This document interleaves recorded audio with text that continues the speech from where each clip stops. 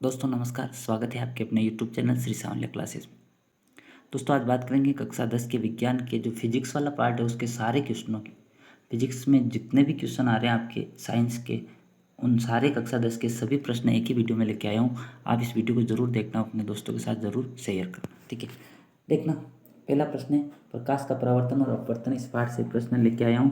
प्रकाश का परावर्तन क्या होता है, अपवर्तन क्या होता है, इनमें से कौन कौन से क्वेश्चन आपके एग्जाम की दृष्टि से महत्वपूर्ण है, उन्हीं प्रश्नों को लेके आया हूँ। तो देखना दोस्तों, पहला प्रश्न आज का, विवर्तन किसको कहते हैं। विवर्तन, यदि प्रकाश के पथ में रखी अपारदर्शी वस्तु अत्यंत छोटी हो तो इस प्रकार सरल रेखा में चलने की बजाय किनारों से मुड़ जाता है। यानी प्रकाश अत्यंत छोटी वस्तु पर गिराएंगे तो वो इधर उधर मुड़ जाएगा, उसी को क्या कहते हैं अपन, विवर्तन कहते हैं। तो ये आप याद रखना। नेक्स्ट, विवर्तन जैसी घटनाओं की व्याख्या करने के लिए प्रकाश को किस रूप में माना जाता है। तो प्रकाश को एक तरंग रूप में माना जाता है। किस रूप में, तरंग रूप में। प्रकाश तरंग के रूप में ही आता है, तो ये तरंग रूप में माना जाता है, ठीक है। नेक्स्ट, किसी शब्दकोश में पाए गए छोटे अक्षरों को पढ़ते समय कौन से लेंस का उपयोग करना आप पसंद करोगे। उसके लिए अपन उत्तल लेंस का उपयोग करेंगे। किस लेंस का, उत्तल लेंस का, और जिसकी फोकस दूरी 50 सेमी तक होनी चाहिए, ठीक है, उत्तल लेंस का। नेक्स्ट, और दूरदृष्टि दोष के लिए भी अपन किसका उपयोग करते हैं, उत्तल लेंस का। दूरदृष्टि दोष के लिए भी अपन उत्तल लेंस का उपयोग ही करते हैं, और निकट दृष्टि दोष के लिए अवतल लेंस का उपयोग करते हैं। नेक्स्ट, प्रकाश का वेग किस में होता है सर्वाधिक। तो ये मोस्ट इंपोर्टेंट क्वेश्चन है। निर्वात में प्रकाश का वेग 3 × 10⁸ मीटर प्रति सेकंड होता है, ये आप याद रखना। नेक्स्ट, किसी समतल दर्पण पर लंबवत आपतित हो तो परावर्तन कोण का मान कितना होगा। किसी समतल दर्पण लंबवत आपतित किरण आ रही, ये समतल दर्पण है, इसके लंबवत आ रही, ये आके वापस इधर ही जाएगी, तो यहाँ पे इसका कोण का मान 0 डिग्री होगा। कितना डिग्री होगा, 0 डिग्री होगा। नेक्स्ट, अवतल लेंस के सामने रखी वस्तु का प्रतिबिंब हमेशा कैसा होगा। तो अवतल लेंस में हमेशा आभासी और सीधा प्रतिबिंब बनेगा। अवतल लेंस और उत्तल दर्पण, उत्तल दर्पण दोनों में आप याद रखना आभासी और सीधा प्रतिबिंब बनेगा। जबकि अवतल दर्पण में, अवतल दर्पण और उत्तल लेंस की बात करें तो वहाँ पर अपना आभासी सीधा और वास्तविक उल्टा दोनों प्रतिबिंब बनते हैं, ठीक है। नेक्स्ट, डायोप्टर किसका मात्रक है। तो लेंस शक्ति का मात्रक डायोप्टर होता है, और लेंस शक्ति को अपन पी से दर्शाते, पी बराबर क्या होता है, 1/f होता है। आप सूत्र याद रखना। नेक्स्ट, समतल दर्पण की आवर्धनता कितनी होती है। तो समतल दर्पण की आवर्धनता +1 होती है। नेक्स्ट, गोली दर्पण की वक्रता, त्रिज्या और फोकस दूरी में क्या संबंध है। तो ये संबंध मोस्ट इंपोर्टेंट है, r/2f याद रखना, r/2f। इसमें से आपको r दे देगा, फोकस दूरी निकालनी होती है, फोकस दूरी दे देगा तो वक्रता त्रिज्या निकालनी होती है। तो वक्रता त्रिज्या और फोकस दूरी में संबंध है, r/2f। नेक्स्ट, अवतल दर्पण का उपयोग कौन सा है। तो अवतल दर्पण को कहते हैं अपन अभिसारी दर्पण, क्योंकि अवतल दर्पण क्या करता है, प्रकाश की किरणों को एक ही बिंदु पर एकत्रित कर लेता है, इसलिए इसको अभिसारी दर्पण कहते हैं। इसका उपयोग कहाँ पर किया जाता है, सेविंग दर्पण में, दंत चिकित्सा में, टॉर्च और सर्च लाइट में, वाहनों के अग्रदीप में और सौर भट्टियों में इसका उपयोग किया जाता है। तो ये सारे उपयोग आप याद रखना अवतल दर्पण के क्या हो। नेक्स्ट, किसी फोकस दूरी लेंस क्षमता, तो पहले सूत्र मैंने बताया p/1/f होता है। जल का अपवर्तनांक भी आप याद रखना, जल का कितना होता है, 1.33 होता है, 1.33 जल का, और वायु का होता है 1.003, और सबसे ज़्यादा हीरे का होता है, याद रखना 2.42, ये हीरे का होता है, हीरे का अपवर्तनांक, ये भी आप याद रखना। नेक्स्ट, सर्वाधिक अपना हीरे का भी बताया मैंने, ठीक है। लेंस तथा दर्पण सूत्र, दोनों सूत्र आपको याद रखना, ठीक है। तो लेंस में क्या 1/f बराबर 1/b माइनस 1/u है, और दर्पण में माइनस की जगह क्या लग रहा है, प्लस लग रहा है। तो लेंस सूत्र और दर्पण सूत्र दोनों आप याद रखना। नेक्स्ट, प्रकाश के परावर्तन की घटना में आपतन कोण और परावर्तन कोण में क्या संबंध होता है। तो आपतन कोण का मान परावर्तन कोण के मान के बराबर होता है, ठीक है। कोण आई बराबर कोण, इसको स्नेल का नियम भी कहते हैं। क्या कहते हैं, स्नेल का नियम। आपतन कोण की जब का मान परावर्तन कोण की जा के बराबर होता है, उसको स्नेल का नियम कहते हैं। परावर्तन के लिए कौन सा नियम लागू होते हैं, समतल और उत्तल दर्पण में दोनों में लागू होता है, ठीक है। नेक्स्ट, समतल दर्पण द्वारा प्रतिबिंब कैसा होता है, आभासी सीधा और वस्तु के बराबर होता है, आभासी सीधा और वस्तु के बराबर होता है। नेक्स्ट, प्रकाश के अपवर्तन पर आधारित 2 उदाहरण लिखो। तो प्रकाश के अपवर्तन पर आधारित, एक तो बाल्टी में अगर अपन पेंसिल रखेंगे आधी अंदर और आधी बाहर तो वो मुड़ी हुई दिखाई देगी, और एक कांच के अंदर कोई अपन अक्षर लिखते हैं, ऊपर कांच रख देते हैं अक्षर के ऊपर, तो उभरे हुए दिखाई देते हैं। ठीक है, पानी से भरे टैंक में तली का बाहर उठना, ये भी प्रकाश का अपवर्तन। पानी में रखी पेंसिल का मुड़ी हुई दिखाई देना, ये भी आपका अपवर्तन की घटना का उदाहरण। उत्तल दर्पण के उपयोग, पहले अपन उत्तल दर्पण के पढ़े थे। उत्तल दर्पण वाहनों के पश्य दृश्य में, यानी जो साइड ग्लास होता है उसमें, और एटीएम मशीन में भी उत्तल दर्पण का उपयोग किया जाता है। लेंस की फोकस दूरी हमेशा ऋणात्मक किस लेंस की होगी? तो याद रखना, अवतल लेंस की हमेशा ऋणात्मक होगी। समतल दर्पण की फोकस दूरी अनंत होती है। समतल दर्पण की फोकस दूरी क्या होती है? अनंत होती है। नेक्स्ट, किसी पदार्थ का आवर्धन सबसे वायु में सबसे अधिक होता है। आवर्धन किसे कहते हैं? किसी गोलीय दर्पण या लेंस द्वारा बनाए गए प्रतिबिंब बिंब के आकार के अनुपात को क्या कहते हैं? आवर्धन कहते हैं। प्रकाश का अपवर्तन किसको कहते हैं? तो प्रकाश का अपवर्तन की परिभाषा, जब प्रकाश की किरण किसी तल से टकराकर उसी माध्यम में वापस आती है तो इस घटना को क्या कहते हैं? प्रकाश का अपवर्तन कहते हैं। लेंस किस किस से बनाए जाते हैं? सबको पता है, जल, कांच और प्लास्टिक के बनाए जाते हैं लेंस। सिंपल सा क्वेश्चन। अगला क्वेश्चन, किसी बिंब का अवतल दर्पण द्वारा बना प्रतिबिंब आभासी, सीधा और बिंब से बड़ा है तो वस्तु की स्थिति कहाँ होनी चाहिए? तो ये अवतल दर्पण से जो प्रतिबिंब बनेगा उसमें 6 स्थिति आपको याद रखनी। ठीक है, तो ये स्थिति दर्पण के ध्रुव तथा मुख्य फोकस के मध्य होनी चाहिए। ठीक है, किसी बिंब का वास्तविक तथा समान प्रतिबिंब फोकस दूरी के दुगुने पर, है ना, सी पर रखेंगे तो सी पर ही बनेगा, तो वो उत्तल सी, है ना, वक्रता केंद्र पर। फोकस दूरी किसे कहते हैं? किसी लेंस के मध्य फोकस बिंदु तथा प्रकाशी केंद्र के मध्य की दूरी क्या कहलाती है? फोकस दूरी कहलाती है। परिभाषा आप याद रखना, किसी लेंस के मुख्य फोकस बिंदु और प्रकाशी केंद्र के मध्य की दूरी फोकस दूरी कहलाती है। प्रकाश की किरणों को केंद्रित करने वाला कौन सा लेंस होता है? तो उत्तल लेंस या अपसारी लेंस होता है। कौन सा होता है? उत्तल या अपसारी लेंस। प्रकाश की किरण का सघन से विरल माध्यम में प्रवेश करने पर वेग पर क्या प्रभाव? सघन से विरल में जाएगा तो वेग बढ़ेगा, और विरल से सघन में जाएगा तो वेग घटेगा।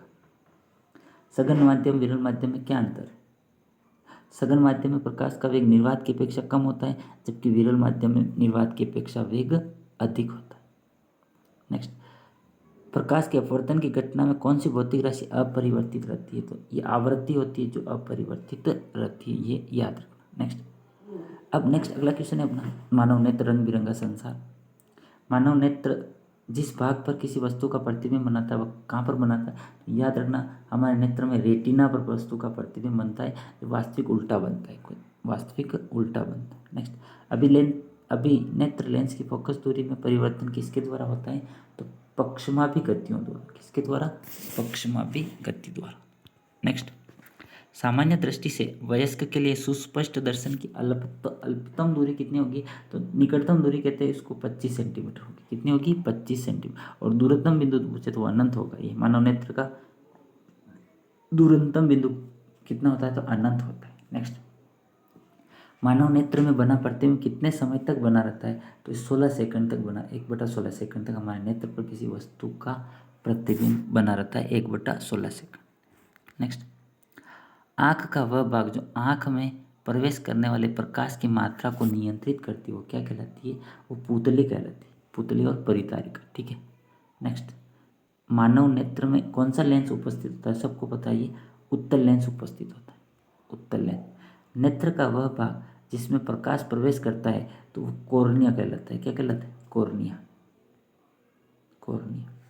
निकट दृष्टि दोष में कौन सा लेंस उपयोग किया जाता है? तो ये अवतल लेंस। और दूर दृष्टि भी पूछे तो वो उत्तल लेंस हो जाएगा। कौन सा हो जाएगा? उत्तल। उत्तल तो दूर दृष्टि दोष में और निकट दृष्टि दोष में अवतल। नेक्स्ट, ये दूर दृष्टि को ठीक है, उत्तल लेंस। नेक्स्ट, जरा दृष्टि दोष से पीड़ित व्यक्ति में किस प्रकार द्विफोक्सी लेंस का उपयोग करते हैं? जिसमें बेलनाकार लेंस का उपयोग किया जाएगा। नेक्स्ट, अभिनेत्र लेंस रेटिना पर किस प्रकार का प्रतिबिंब बनाता है? तो हमेशा याद रखना, रेटिना पर वास्तविक व उल्टा प्रतिबिंब बनता है। वास्तविक उल्टा प्रतिबिंब। नेक्स्ट, दूरदृष्टि दोष में क्या नहीं दिखाई देता? तो दूरदृष्टि दोष में निकट की वस्तु नहीं दिखाई देती। दूरदृष्टि दोष में दूर की वस्तु तो देखते हैं लेकिन निकट की वस्तु नहीं दिखाई देती। प्रकाश का नीला रंग किस कारण होता है? आकाश का नीला रंग प्रकाश के प्रकीर्णन के कारण होता है, ये आप याद रखना। तारों का टिमटिमाना प्रकाश का अपवर्तन। ठीक है, प्रकाश का प्रकीर्णन और प्रकाश का अपवर्तन दोनों आप याद रखना। नेक्स्ट, एक प्राकृतिक स्पेक्ट्रम किसका उदाहरण है? तो प्राकृतिक स्पेक्ट्रम इंद्रधनुष, ठीक है। इंद्रधनुष किस दिशा में बनता है? सूर्य के विपरीत दिशा में बनता है, याद रखना। जिसमें कितने रंग होते हैं? 7 रंग होते हैं। नेक्स्ट, विक्षेपण किसको कहते हैं? विक्षेपण श्वेत प्रकाश का विभिन्न रंगों में बढ़ जाना ही क्या कहलाता है? विक्षेपण कहलाता है। स्पेक्ट्रम किसे कहते हैं? श्वेत रंग के प्रकाश से प्राप्त 7 रंगों की पट्टी को ही क्या कहते हैं? स्पेक्ट्रम कहते हैं। प्रकाश के 7 रंग में बदल जाने का सबसे पहले किसने पता लगाया था? न्यूटन ने लगाया, आइजैक न्यूटन। वह कौन सा रंग है जिसके लिए प्रकाश का विचलन कोण न्यूनतम तथा अधिकतम होगा? तो अधिकतम तो होगा बैंगनी रंग और न्यूनतम होगा लाल रंग के लिए, ठीक है। दोनों याद रखना। मोतियाबिंद शल्य चिकित्सा द्वारा आंख में प्रयुक्त लेंस इसको कहते हैं इंट्राऑक्यूलर लेंस कहते हैं। इंट्राऑक्यूलर लेंस कहते हैं, IOL, ठीक है, इंट्राऑक्यूलर लेंस कहते हैं। नेक्स्ट, मोतियाबिंद किसको कहते हैं? मोतियाबिंद, तो मोतियाबिंद किसको कहते हैं? कभी कभी अधिक आयु के कुछ व्यक्तियों में नेत्र का क्रिस्टलीय लेंस धुंधला या दूधिया हो जाता है, जिससे उसको दिखाई नहीं देता, उसी को क्या कहते हैं? मोतियाबिंद कहते हैं। श्वेत प्रकाश किन रंगों में बटा होता है? कितने रंगों में बटा होता है? तो श्वेत प्रकाश 7 रंगों में बटा होता है, 7 रंगों में बटा होता है। नेक्स्ट, खतरे के निशान लाल रंग के क्यों बनाए जाते हैं? तो खतरे के निशान लाल रंग के बनाए क्योंकि लाल रंग का विचलन अधिक होता है और तरंग दैर्ध्य सबसे अधिक होते हैं, इसलिए दूर से आसानी से दिखाई देता है। अंधेरे में भी लाल रंग आसानी से दिखाई देता है। नेक्स्ट, अंतरिक्ष यात्री को आकाश का रंग कैसा दिखाई देता है? तो अंतरिक्ष यात्री को तो आकाश का रंग काला दिखाई देता है और पृथ्वी से देखते तो कैसा दिखाई देता है? बैंगनी दिखाई देता है। नेत्र की समंजन क्षमता किसको कहते हैं? नेत्र की वह क्षमता जिससे वह अपनी फोकस दूरी को समायोजित कर देता है, उसको क्या कहते हैं? लेंस की समंजन क्षमता कहते हैं। नेक्स्ट, परितारिका का कार्य क्या है? तो परितारिका का कार्य पुतली की साइज को नियंत्रित करना, पुतली की साइज को नियंत्रित करना। नेक्स्ट, जरा दृष्टि दोष किस कारण होता है? तो जरा दृष्टि दोष होता है पक्षमापी पेशियों के कमजोर होने से, पक्षमापी पेशियों के कमजोर होने से जरा दृष्टि दोष होता है। नेक्स्ट, सामान्य दृष्टि के वयस्क के लिए समंजन क्षमता कितनी होती है? तो ये होती है 4 डायप्टर, 4 डायप्टर। वर्ण क्रम के अनुसार 7 रंग आपको जमाना, तो बे जा नी हप्पी नाला, ये याद रखना। बे जा नी हप्पी नाला, ये 7 ही रंग है इंद्रधनुष से, बैंगनी, जामुनी, नीला, हरा, पीला, नारंगी, लाल। वृद्धावस्था में नेत्र की समंजन क्षमता पर क्या प्रभाव पड़ता है? तो नेत्र की जो समंजन क्षमता होती है जो बूढ़े होने पर क्या हो जाती है? घट जाती है। नेक्स्ट, एक नेत्र का क्षैतिज दृष्टिकोण कितना होता है? एक नेत्र का होगा 150 डिग्री, कितना होगा? 150, और दोनों नेत्र से देखेंगे तो वो हो जाएगा आपका 180 डिग्री, याद रखना। नेक्स्ट, ये था अपना नेत्र रंग बिरंग। अब आता है अपना विद्युत वाले पार्ट की क्वेश्चन। विद्युत बल्ब का तंतु किसका बना होता है? तो याद रखना, जो विद्युत बल्ब होता है उसका जो तंतु होता है वो टंगस्टन का बना होता है, टंगस्टन का, ठीक है। टंगस्टन का मात्रक पूछे तो ये प्रतीक पूछे तो W होता है। कूलाम का किसका मात्रक है? तो कूलाम आवेश का मात्रक होता है। आवेश का मात्रक क्या होता है? कूलाम होता है। विद्युत धारा का मात्रक क्या होता है? विद्युत धारा का मात्रक एम्पियर होता है, याद रखना। नेक्स्ट, अमीटर का उपयोग क्या मापने के लिए किया जाता है? तो अमीटर का उपयोग याद रखना विद्युत धारा मापने के लिए किया जाता है, और अमीटर को हमेशा श्रेणी क्रम में जोड़ा जाता है, जबकि जो वोल्ट मीटर होता है उसको समांतर क्रम में जोड़ते हैं। प्रतिरोध का ऐसा ही मात्रक क्या होता है? तो प्रतिरोध का मात्रक होता है ओम, और ओम इसे ऐसे लिखते हैं, प्रतिरोध को R से दर्शाते हैं। विभव और विभवांतर का मात्रक क्या होता है? तो विभव और विभवांतर का मात्रक वोल्ट होता है। नेक्स्ट, विशिष्ट प्रतिरोध या प्रतिरोधकता का ऐसा ही मात्रक क्या होता है? तो प्रतिरोधकता का मात्रक ओम इंटू मीटर होता है, ओम इंटू मीटर। ऊर्जा का मात्रक क्या होता है? जूल होता है, ऊर्जा का मात्रक जूल होता है। शक्ति का मात्रक क्या होता है? तो शक्ति का मात्रक होता है वाट, शक्ति का मात्रक वाट होता है। किलोवाट प्रति घंटा किसका? विद्युत ऊर्जा का, जिसको अपन यूनिट कहते हैं, किलोवाट प्रति घंटा ऊर्जा का मात्रक होता है। और 1 जूल किसके बराबर होता है? 3.6 इंटू 10⁶ अर्ग के बराबर, ठीक है। नेक्स्ट, 1 किलोवाट प्रति घंटा किसके? तो 3.6 इंटू 10⁶ जूल के बराबर होता है, ये याद रखना। विभवांतर मापने वाला यंत्र कौन सा होता है? तो विभवांतर मापने वाला यंत्र वोल्ट मीटर होता है, ये भी आप याद रखना। नेक्स्ट, ओम का नियम किन दो भौतिक राशियों के मध्य संबंध दर्शाता है? तो जो ओम का नियम होता है वो विभवांतर और विद्युत ऊर्जा के मध्य संबंध बताता है। V बराबर आई आर, V बराबर आई आर अपना ओम का नियम है, याद रखना। नेक्स्ट, श्रेणी क्रम में कुल प्रतिरोध का मान किस प्रकार होता है? तो कुल श्रेणी क्रम में तो कुल प्रतिरोध का मान बढ़ता है। अगला, समांतर क्रम में संयोजन में प्रतिरोध का मान किस प्रकार परिवर्तित होता है? तो जो समांतर क्रम होता है उसका जो कुल प्रतिरोध न्यूनतम होगा, कम होगा, और श्रेणी क्रम में सबसे अधिकतम होगा। नेक्स्ट, शक्ति के सूत्र लिखो। शक्ति के 4 सूत्र बता रहा हूँ मैं, आपको याद रखना। एक तो P बराबर आई स्क्वायर आर, एक है P बराबर वी आई, एक P बराबर वी स्क्वायर अपन आर, और एक P बराबर डब्ल्यू बटा टी होता है, कार्य बटा समय। ये 4 ही सूत्र शक्ति के याद रखना। घरेलू विद्युत परिपथ में प्रतिरोधों को किस क्रम में जोड़ा जाता है? तो घरेलू विद्युत परिपथ में प्रतिरोधों को समांतर क्रम में जोड़ा जाता है, ये याद रखना, समांतर क्रम। फ्यूज तार को किस क्रम में जोड़ा जाता है? तो फ्यूज तार को श्रेणी क्रम में जोड़ा जाता है। नेक्स्ट, एक फ्यूज तार किसका बना होता है? तो नाइक्रोम के तार का बना होता है, जिसका गलनांक तो कम होता है और प्रतिरोध उच्च होता है। ठीक है, गलनांक कम होता है, न्यूनतम गलनांक का होता है। इलेक्ट्रॉन पर आवेश कितना होता है? तो इलेक्ट्रॉन पर आवेश होता है 1.6 × 10⁻⁻19 कूलम। नेक्स्ट, विभवांतर तथा विद्युत धारा के बीच में जो ग्राफ बनाते हो कैसा प्राप्त होता है? सीधी रेखा। विद्युत धारा में ये ग्राफ सीधी रेखा प्राप्त होगा। नेक्स्ट, विद्युत बल्ब विद्युत धारा के किस प्रभाव पर कार्य करता है? तो जो विद्युत बल्ब होता है विद्युत धारा के ऊष्मीय प्रभाव या तापीय प्रभाव पर कार्य करता है। नेक्स्ट, किसी धातु के एक समान चालक का प्रतिरोध किन किन बातों पर निर्भर करता है? ये मोस्ट इंपोर्टेंट क्वेश्चन है। जो धातु होता है उसका चालकतार किस किन बातों पर निर्भर करता है प्रतिरोध के? तो उसकी लंबाई पर, अनुप्रस्थ काट के क्षेत्रफल पर, और चालकतार की प्रकृति पर निर्भर करता है। एक माइक्रो एम्पियर किसके बराबर होता है? तो 10⁻⁻6 के बराबर होता है। माइक्रो एम्पियर 10⁻⁻6, नैनो एम्पियर पूछे तो 10⁻⁹, और पिको एम्पियर पूछे तो 10⁻12 होता है। ठीक है, ये पिको, ये नैनो, ये माइक्रो। नेक्स्ट, कार्य करने की दर को क्या कहते हैं? शक्ति कहते हैं, और शक्ति का मात्रक क्या होता है? वाट होता है। विद्युत परिपथ विद्युत धारा के सतत एवं बंद परिपथ को विद्युत परिपथ कहते हैं। किलोवाट में कितने वाट? तो 1000 होते, सबको पता होना चाहिए। ठीक है। नेक्स्ट, किसी चालक तार का विशिष्ट प्रतिरोध किस पर निर्भर करता है? तो विशिष्ट प्रतिरोध होता है जिसको अपन प्रतिरोधकता कहते हैं, और वो चालक तार के प्रतिरोध पर निर्भर करता है, चालक तार की प्रकृति पर निर्भर करती है। किसी चालक तार का प्रतिरोध चालक तार की लंबाई, प्रकृति और अनुप्रस्थ काट के क्षेत्रफल पर निर्भर करता है। नेक्स्ट, किलोवाट प्रति घंटा का जो व्यावहारिक मात्रक क्या होता है? तो हमारी भाषा में जो व्यावहारिक मात्रक होता है यूनिट। ठीक है, यूनिट। विद्युत का प्रवाह किस दिशा में होता है? तो धन टर्मिनल से ऋण टर्मिनल की ओर होता है। नेक्स्ट, घरेलू परिपथ में विद्युत तार तथा उदासीन तार के मध्य विभवांतर कितना होता है? तो ये विभवांतर याद रखना 220 वोल्ट होता है। विद्युत धारा के तापीय प्रभाव पर आधारित प्रमुख युक्तियां कौन सी है? तो विद्युत धारा के तापीय प्रभाव, एक तो विद्युत हीटर, विद्युत इस्त्री और विद्युत बल्ब, तीनों विद्युत धारा के तापीय प्रभाव पर आधारित युक्तियां होती हैं। किलोवाट घंटा किस भौतिक राशि का विद्युत ऊर्जा का? ये जूल का तापन नियम याद रखना। जूल का तापन नियम क्या है? H बराबर आई स्क्वायर आर टी, जहाँ पर H क्या उत्पन्न ऊष्मा, आई है धारा, आर प्रतिरोध, टी है आपका समय। अमीटर का प्रतिरोध लगभग शून्य होता है। क्या कितना होता है? शून्य होता है। अमीटर का प्रतिरोध लगभग शून्य होता है।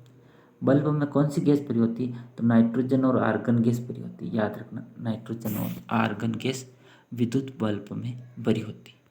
नेक्स्ट, बल्ब में नाइट्रोजन या आर्गन गैस क्यों भरी जाती है? क्योंकि इनका तापमान अत्यधिक होता है और ये तंतु की आयु में वृद्धि करते हैं। जो टंगस्टन का तंतु होता है उसके आयु को बढ़ाते हैं। ठीक है। नेक्स्ट, श्रेणी क्रम का तुल्य प्रतिरोध का सूत्र होता है R बराबर R1 + R2 + R3, और समांतर क्रम का होगा 1/R बराबर 1/R2 + 1/R3 + 1/, ये दोनों सूत्र व्युत्पन्न करना भी आपको आना चाहिए।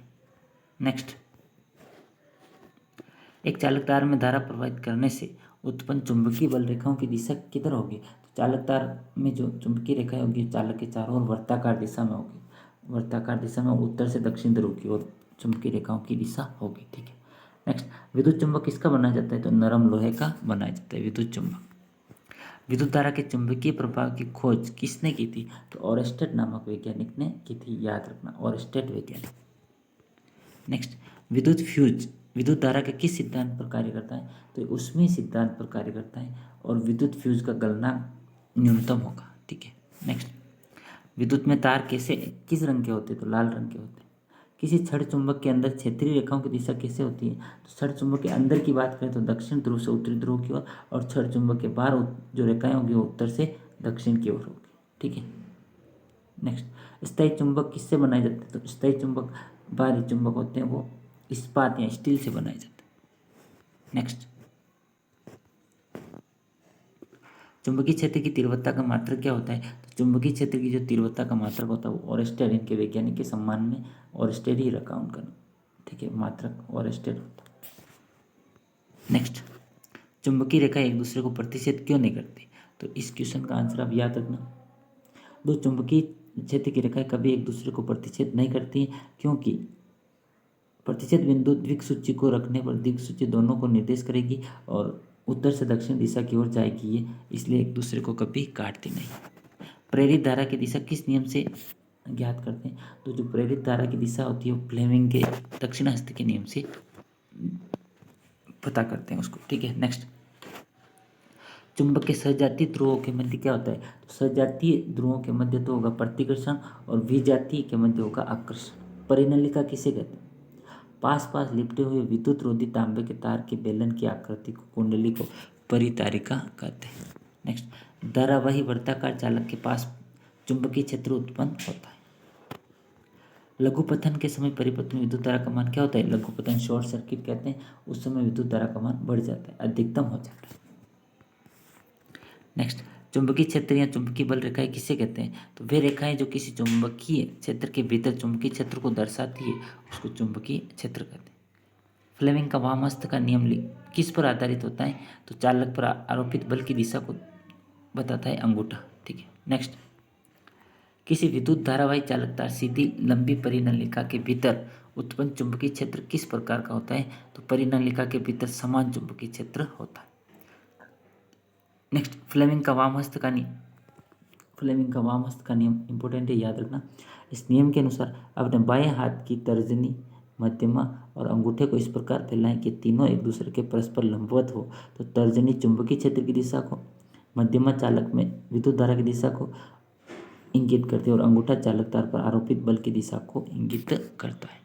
ये फ्लेमिंग का वामहस्त का नियम याद रखना।